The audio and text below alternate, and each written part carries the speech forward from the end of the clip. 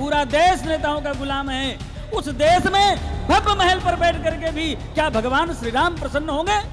जिस समय श्री कृष्ण सबसे पहले गौचारण करने जाने लगे गोपाष्टमी को, तो मैया यशोदा श्री कृष्ण के लिए कोमल कोमल जूतियां बनवा करके लाई। लाला कन्हैया ले, तू जंगल जाएगो, वन में जाएगो तो को कांटे लगेंगे, या सो ले तू जूतिन ने पहन ले। श्री कृष्ण बोले अच्छो मैया, जंगल में कांटे होए? हाँ लाला, जंगल में कांटे होए, या सो तू जूतिन ने पहन ले। ठाकुर जी बोले अच्छो मैया, तो फिर तो हमारी गौ माता को भी कांटे लगेंगे, तो गौ माता को भी जूती लेके आओ। मैया बोली लाला, ये तो पशु हैं, पशु उनको कांटे थोड़ी लगे। इतना तो सुनते ही श्री कृष्ण लोटपोट हो गए।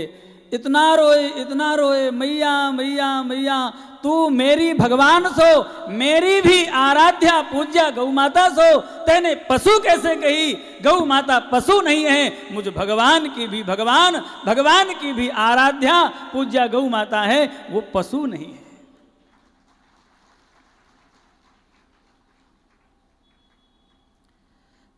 11 वर्ष की उम्र तक श्री कृष्ण ब्रजमंडल में रहे, वृंदावन में रहे। 11 वर्ष की आयु तक श्री कृष्ण ने गौचारण किया। तब तक श्री कृष्ण ने पदत्राण धारण नहीं किए। आवरण रहित चरणों से श्री कृष्ण ने ब्रजमंडल में गौचारण किया है। इसीलिए तो ब्रजरज की महिमा है। प्रत्येक रजगढ़ में श्री कृष्ण के श्री चरण विद्यमान हैं, स्पर्श हुए हैं, इसलिए ब्रजरज की महिमा है।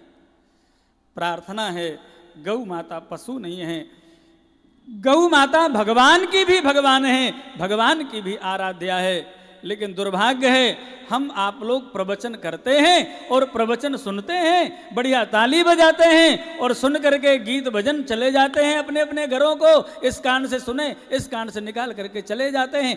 एक व्यक्ति भी महाराज गौ माता के प्रति तत्परता पूर्वक गौ रक्षा के लिए, गौ सेवा के लिए खड़ा नहीं होता है। बहुत दिनों से प्रवचन सुन लिए, बहुत दिनों से खूब प्रवचन कर लिए। अब आवश्यकता है संपूर्ण राष्ट्र, संपूर्ण विश्व के सनातनी एकजुट होकर के एक मंच में आकर के गौ माता के लिए आवाज उठाएं।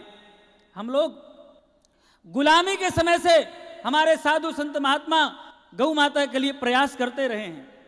भारत की आजादी के समय श्री कृपात्री जी महाराज ने गांधी जी से यह वचन लिया था कि आजाद भारत की पहली कलम से गौ हत्या बंद होगी। संयोग से देश आजाद हो गया।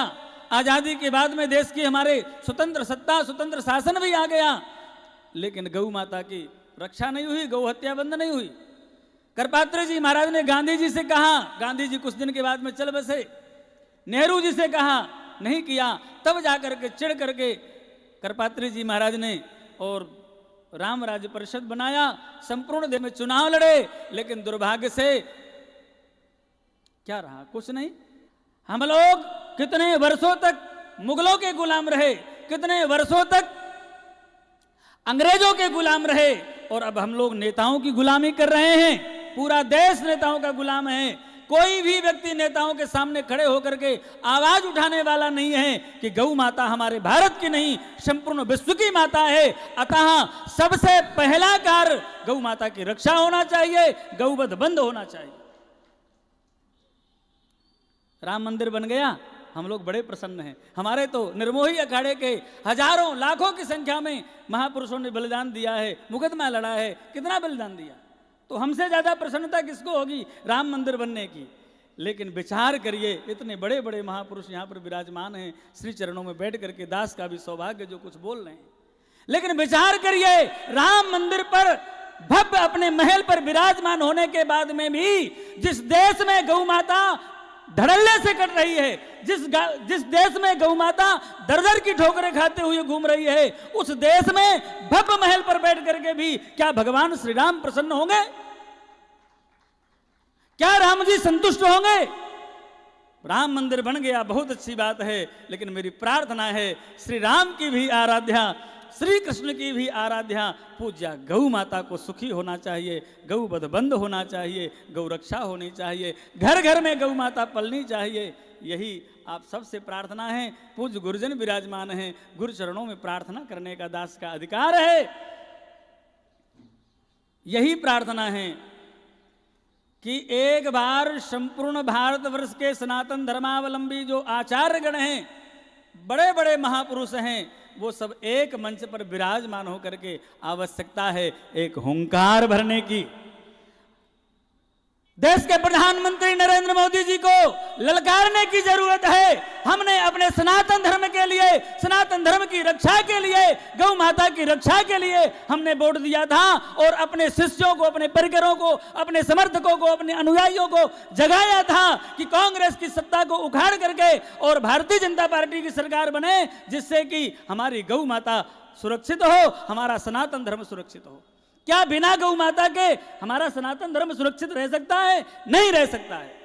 इसलिए समस्त महापुरुषों को आवाज उठाने की जरूरत है, हुंकार भरने की आवश्यकता है। अब आगे और सहन नहीं हो रहा है, हमारी गौ माता का वध बंद होना चाहिए।